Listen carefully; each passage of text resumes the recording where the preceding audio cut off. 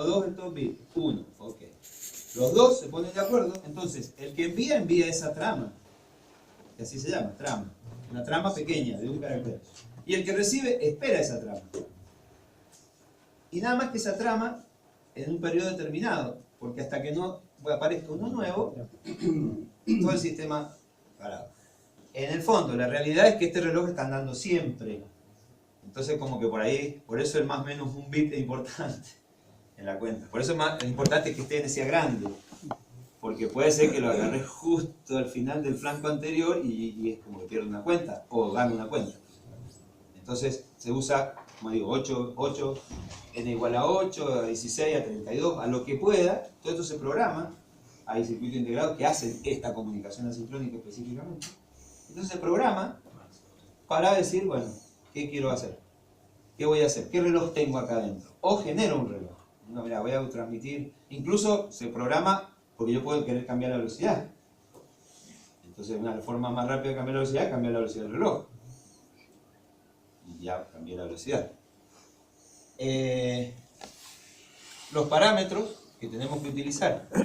La velocidad en bits por segundo, los dos se ponen de acuerdo que es la misma. Para que este start mida lo que tiene que medir. Ahora, no necesariamente el n que elegí para transmitir es el n que uso para recibir. Lo único que tengo que hacer es que coincida el clock dividido n o el r clock dividido n.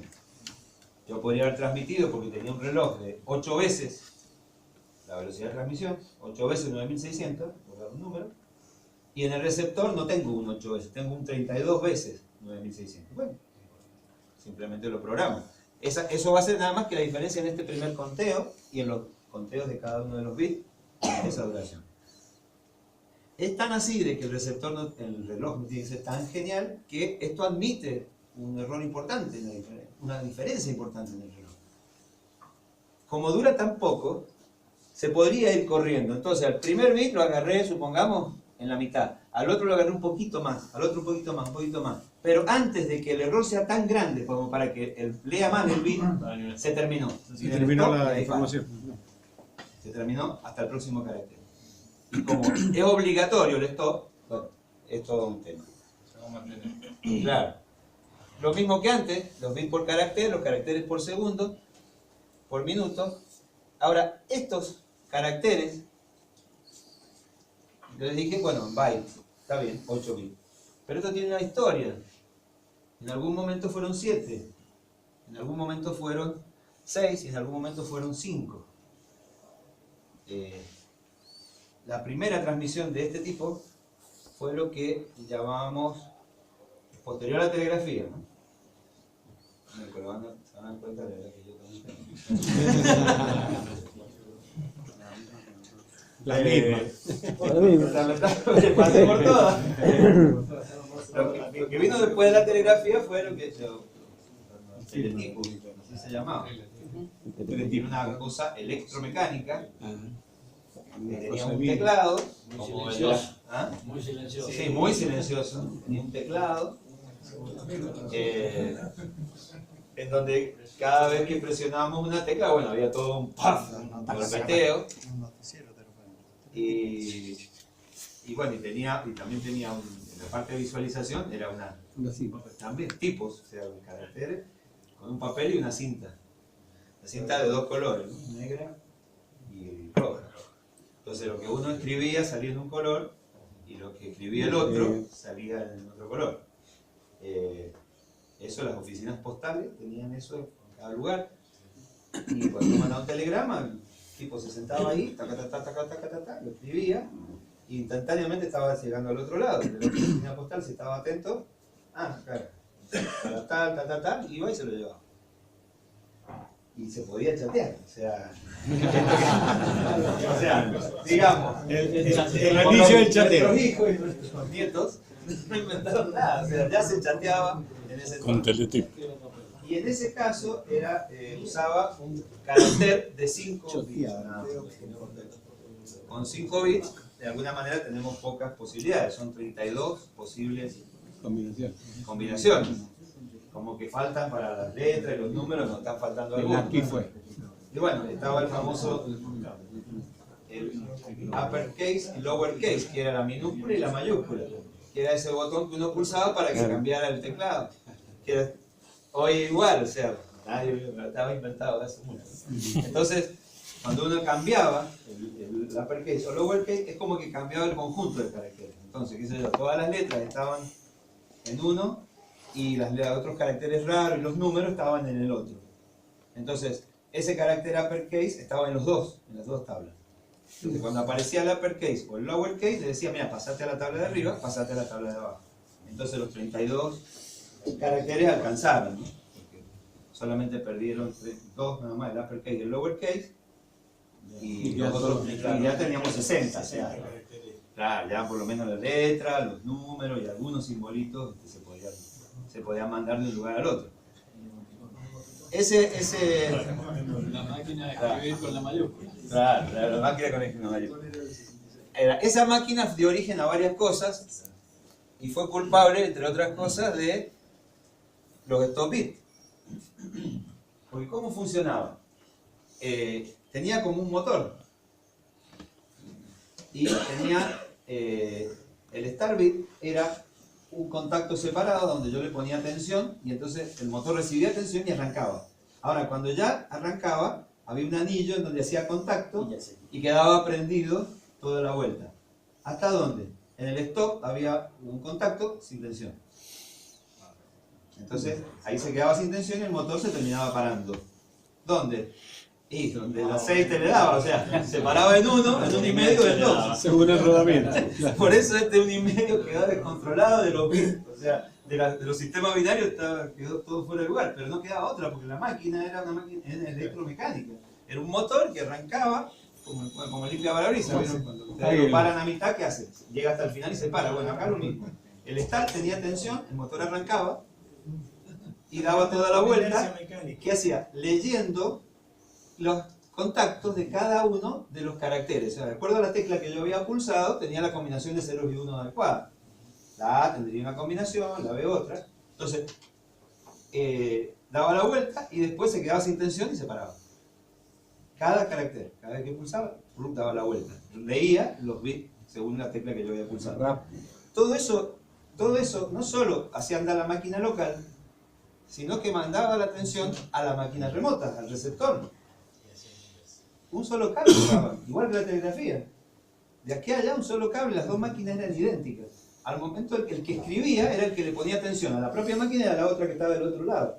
La máquina que estaba del otro lado, ¿qué recibía? Recibía la primera tensión, su start, y arrancaba. Y daba la vuelta entera, depositando los ceros y los unos que había venido así, de esa forma que los vimos recién, ceros y unos. Y se paraba.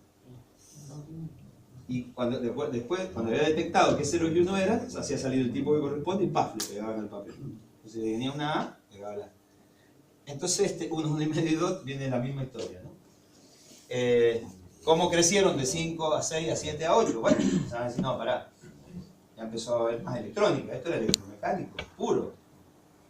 Puro. De acuerdo a la combinación de 0 y 1 pegaba el martillo del carácter que corresponde. Y de acuerdo a la tecla que yo pulsaba, ponía los ceros y los unos en los contactos que correspondieran. Mecánico, electromecánico, no había nada. Después ya empezó a aparecer la electrónica, entonces yo, no, pará, qué poquito. 5 bits, acá te joder.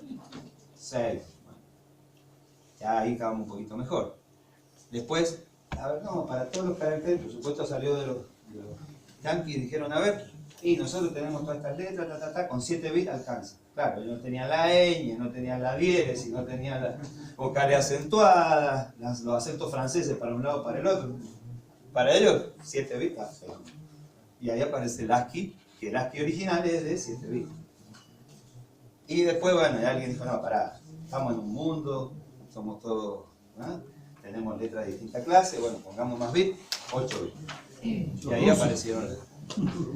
Hoy, por tradición, cuando uno configura un circuito electrónico que va a transmitir en forma sincrónica, o recibir en forma sincrónica, tiene todos esos parámetros. 5, 6, 7, 8 bits. Tiene 1, 1,5 o 2 de estos bits y siguen conviviendo, ¿no? De hecho, que hay una sola combinación que se podría dar distinta entre el transmisor y el receptor. La parte de los stops. Yo podría transmitir 2 stops y recibir 1 y no pasa nada. Va a andar. ¿Por qué? Porque el receptor apenas recibió el primer stop ya pone todo en 0 y chao, me interesa si hay otro más. Porque en realidad los stops nos vuelven a línea a su estado natural. Entonces no importa que sea un día, un minuto, un segundo o un bit. Más, es lo mismo. Entonces es la única combinación que da. Cualquier otra combinación, si yo programo el receptor distinto al transmisor, me da errores distintos. Error de paridad, si fuera paridad, error de trama. Supongamos que me llega que donde tiene que venir el stop, viene otro bit en el estado inverso. Trama, error de trama. No está bien la trama. Tendría que haber un stop, se tendría que haber terminado el carácter ahí y no, llegó un bit más. Bueno, eso es error de trama. Entonces son errores que se detectan en el receptor. ¿Por qué 2 stops? Por eso, ¿Por qué se usa 2 stops? porque la máquina se paraba a cualquier parte. Entonces, tradicionalmente dijeron, bueno, tomemos un pequeño margen para detener la máquina. Claro. Ahora yo en el receptor podría programar sin bit de paridad y 2 de stop y también me seguiría entrando si el otro lo transmito con un bit de paridad y 1 de stop. Y hay combinaciones que pueden dar, claro. Sí, pero igual hay un error, conceptualmente está mal. Está bien, pero igual va a recibir. Igual va a recibir y no me va a dar error, claro. Sí, o la paridad fija. Yo pongo paridad fija 1 y es casi igual que el stop también es un 1, supongamos, y bueno, pasa. Lo tomo.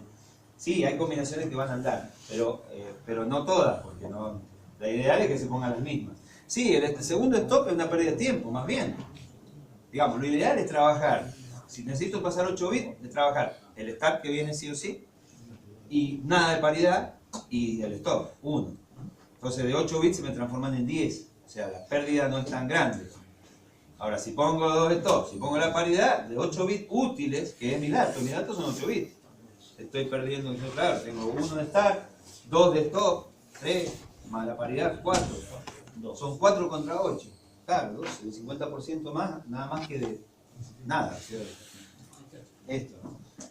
Pero bueno, esto está, como digo, desde ese origen en donde apareció con 5, 1, 1 y medio, 2, etc., hasta nuestros días, cuando uno programa un dispositivo de comunicaciones seriales asincrónicas, tiene para poner esos números, tiene para cargarlos, para decidirlo, decir, bueno, si esto está marca espacio, o paridad par o paridad impar, 1, 1 y medio o 2.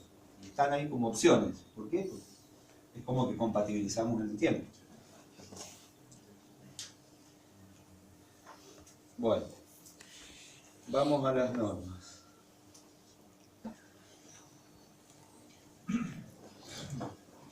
Este no es un tema muy divertido, pero estuve hace poquito en un encuentro de la UIT, que es una de las que escribe las normas en el mundo, es una de las instituciones de las Naciones Unidas que se encarga de normalizar. Y bueno, primero que pasaron fue un video en donde mostraban a dos bebés peleándose por el chupete. Y en ese ejemplo decían sin normas, ¿no? Entonces el bebé era más grandote que el otro, pegado. No, había un solo chupete primero, entonces el bebé iba y se agarraba el chupete, y iba llorando, o sea, le daban un chupete al otro, el bebé grandote iba y le quitaba el chupete al otro. Entonces decía, esto es un mundo sin normas. El más fuerte va, pega y hace lo que... Ahora no ha cambiado mucho. Sí, no, es más, ya que estamos en el tema de la comunicación, el planteo fue una invitación hecha a las universidades de la gente referente de la UIT en Argentina, que es el Ministerio de Comunicaciones. O sea, ahí está la diferencia nuestra. Se invitó a las universidades y dijo, un poco el que plantea el tema, dice, bueno, nosotros hemos estudiado en universidades, hemos estudiado las normas, dice, el que impulsa el tema, ¿no? Dice, nosotros hemos estudiado las normas que otros escribieron, y esos otros son las grandes empresas, IBM, toda la vida, el otro, el HP, Alcatel, o sea, todas los que hacen Motorola, y nosotros estudiamos las normas, se las enseñamos a nuestros alumnos y decimos, bueno, a esto te tenés que atar. Y entonces el planteo de ellos fue, hemos invitado ahora a las universidades porque tenemos que buscar un referente más puro, más limpio, normas, que las empresas que buscan poner normas porque fabricaron, desarrollaron y dijeron, mira, qué linda esta norma, ¡pum! Y se la... Motorola dice, esta es la norma tal, y la pone ahí en la WIT, y todo el mundo dice, ah, sí señor. Y el que quiere fabricar algo, quiere fabricar igual que Motorola, por supuesto con otros costos. Entonces, y por supuesto nosotros lo aprendemos y lo tenemos que usar, como viene. Esto es lo que yo les estoy diciendo. Entonces, el planteo fue, ya es hora que la escribamos nosotros las normas. Y entonces se está dando mucha manija en las universidades, bueno, y nuestra tecnológica tiene ya varios referentes, no de acá todavía, nosotros estamos recién arrancando, pero la regional Resistencia, por ejemplo, está muy cerca del aeródromo y les hizo unos trabajos así con colaboración a la gente de aeronáutica del lugar para detectar la posición de los aviones, casi como jugando, ¿no? Y la propuesta es decir, pucha, qué bueno sería que hubiera un sistema satelital que haga esto. O sea, porque vieron ese avión que se cayó, tuvieron tanto tiempo sin saber dónde el corno se había caído. Pues los sistemas que están, pero son terrestres, en la cercanía de los aeropuertos. Hasta ahí vemos dónde va el avión, pero cuando se mandó al océano, se acabó. Entonces, qué sé yo, los chicos se metieron en la WIT, qué sé yo, había un grupo de trabajo viendo a ver cómo hacer con estos problemas de los aviones. Y ellos dijeron, che, nosotros proponemos. Y por supuesto lo nombraron miembro, lo trajeron, se lo han llevado ya a los congresos, a este chico de la Resistencia. Y ya en este momento, otra parte de la UIT que define las frecuencias satelitales está dejando un espacio en algunos canales satelitales para que los aviones no transmitan solo las coordenadas a las estaciones de base, sino que las transmitan por satélite. O sea, están dejando un pedacito, está todo apretado en las comunicaciones por satélite. Están todos ahí, todos quieren un pedazo. Bueno, nadie le dejaba un espacio a esto. Bueno, ya en las próximas normas, en los próximos años, ya habrá sí o sí, por norma, en los satélites, un lugar donde los aviones puedan transmitir sus coordenadas. Y por supuesto, si la transmisión a satélite la estamos recibiendo abajo en algún lugar. Entonces ya no se pierde más el avión. Porque el satélite va a llegar siempre. Pues no llega a un aeropuerto o al otro su transmisión, pero sí llega a satélite. Y le dejaron un pequeño time slot, porque además lo que tiene que transmitir es muy poquito. Son las coordenadas que tiene el satélite en el avión en ese momento. Y altitud, alguna otra cosita más. Con esos pequeños paquetitos de datos es suficiente para que sepan dónde está el avión. Y entonces no se pierda ningún avión más. Por lo menos saber dónde se cayó. Entonces, bueno, es como para que vean, este paréntesis lo hago porque ese pedido surgió de que se le pidió a las universidades que empiecen a aportar cosas. Lo que hacen los satélites le da lo mismo. Al contrario, quieren meter más comunicaciones de hablado, quiero mi frecuencia para darle más a mi gente, más servicio y cobrarlo.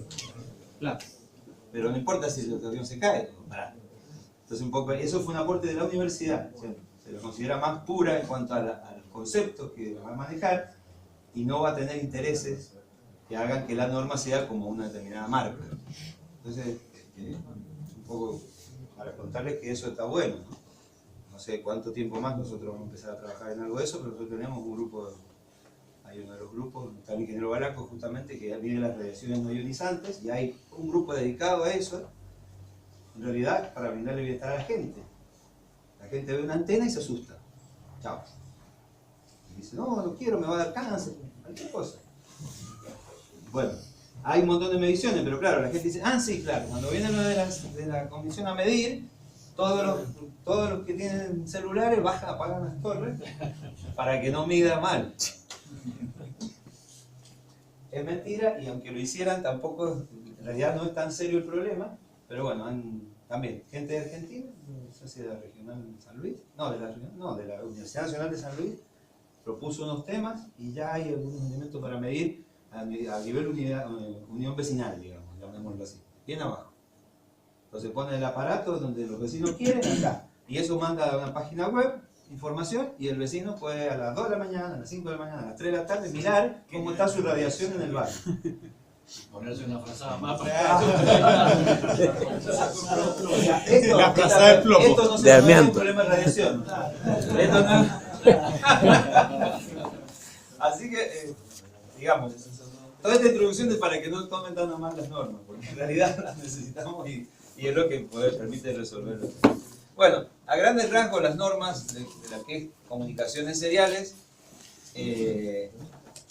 manejan distintas partes, por así decirlo, para definir las normas. Vamos a ver que, también vamos a estudiarlo, va a estar dentro de los temas, vamos a ver que cuando aparece el USB, los conceptos cambian completamente. Entonces es como que también tiene sus normas, pero están orientadas de otra manera. Estas están orientadas a la conexión eléctrica de una computadora con su módem que va a transmitir, o la computadora con el, no sé, con el enchufe, con el ADSL que va a tomar internet, o un enlace de microondas con sus datos para transmitir información, o una estación satelital que transmite información. O sea, están dadas en ese lugar, ahí están las normas. ¿Por qué? Porque el satélite o el enlace lo fabrica una marca y los sistemas que generan los datos y reciben los hace otra. Entonces, para poder enchufarle una cosa a la otra, tiene que haber algo de norma. Este es un poco el concepto más grande. El DTE es el elemento que tiene los datos, que genera o que recibe datos. Es Data Terminal Equipment, es la sigla que se utiliza históricamente. Es el terminal de datos, es donde está la PC, está el servidor también. O sea, los dos son elementos DTE. PC, host, equipo con información digital. Y el DC es el Data Communication Equipment, en forma genérica. Lo que sea. El módem para teléfono, la microondas, el satélite, la ADSL, el cable módem, o sea, todos esos son elementos Data Communication Equipment. Hasta hoy se considera a los módulos de fibra óptica también, como Data Communication Equipment. Más, se atan a las mismas normas. Si bien viaja prácticamente digital, porque viajan los ceros y los unos directamente como luz y no luz, no necesitarían modularse para viajar, porque cuando prendan y apaguen la luz están en la misma categoría que la parte electrónica. Si bien es así, también se le llama modem y se ata a las mismas normas, porque quizá el que fabrica elementos para transmisión por fibra óptica es una empresa totalmente distinta al que va a generar los datos. La computadora es de otra marca. O sea, entonces igual se ata a las mismas normas, porque si no, no podría enchufar. Entonces, el modem adaptador de señales, otra PC, es el Data Communication Equipment. El de otra PC es porque vamos a ver que hay una posibilidad de conectar espalda a espalda, digamos. Funcionales. Las normas a nivel funcional son lo que es masa, lo que es datos, nuestro dato serial, lo que es control, para que el equipamiento se entienda a nivel de encender, apagar, etc. Los tiempos, nuestro reloj, por ejemplo, son señales de tipo tiempo en funcional. Secundarias son a veces algunas accesorias para testing, para pruebas, o un segundo canal. Ya no vienen tan así, pero los equipos en una época venían con dos canales. El canal primario y un canal secundario de muy baja velocidad, para que el técnico que está de este lado, con el otro que está en el idioma de no sé dónde, en el otro lado, pudieran entre ellos arreglar a ver qué le pasa al canal principal, que no están dando bien, no está rindiendo bien. Entonces, ese otro canal tenía mucha más posibilidad de pasar, porque al pasar con menos velocidad, aunque el enlace estuviera mal, imagínense un enlace, la torre está apuntando para allá, no era tan para allá, era más para acá. Bueno, con mala señal y todo, el canal secundario por ahí servía. Así que están en las normas.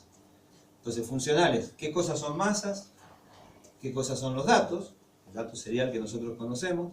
¿Qué cosa es control? Encender, apagar, habilitar. ¿Qué cosas son los tiempos? Que permiten la sincronización de los datos. O sea, estos dos es como que trabajan juntos. Si lo tienen, ¿no? En el asincrónico, no está, no lo necesitamos. La secundaria. En la parte eléctrica es un poco qué tensiones y corrientes usa la norma. Que depende mucho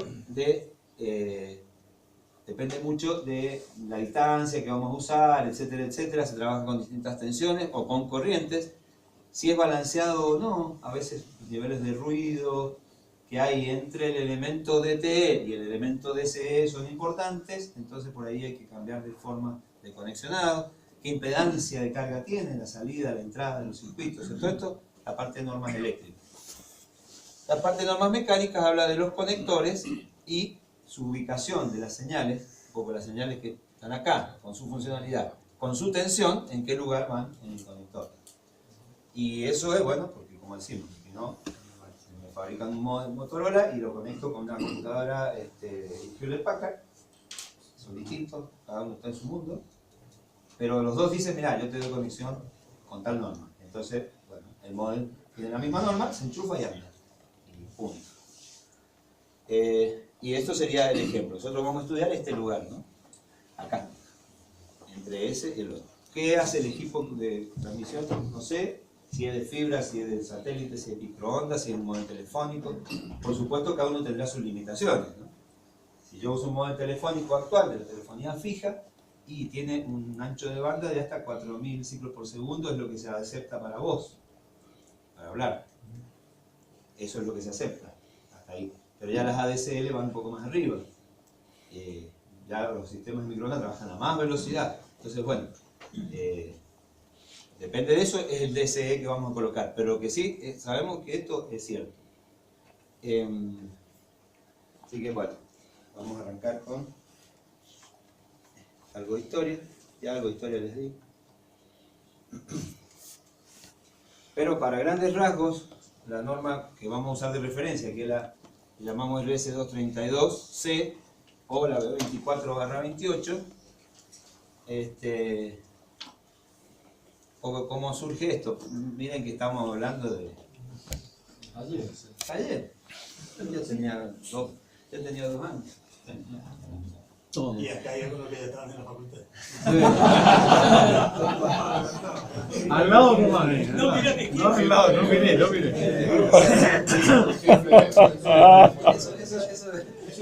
Eso como que fue muy cruel, ¿no? Fue un golpe bajo, fue un golpe. Eso es agresión. Eso Yo estoy acá. Sí, señor, vamos todavía. Estaba ahí y estoy acá. realmente. La fobia. Ahora, respecto, yo doy clases los viernes ahí en esa sala, normalmente. Y ustedes estaban de este lado. Y entonces un día, los alumnos decían,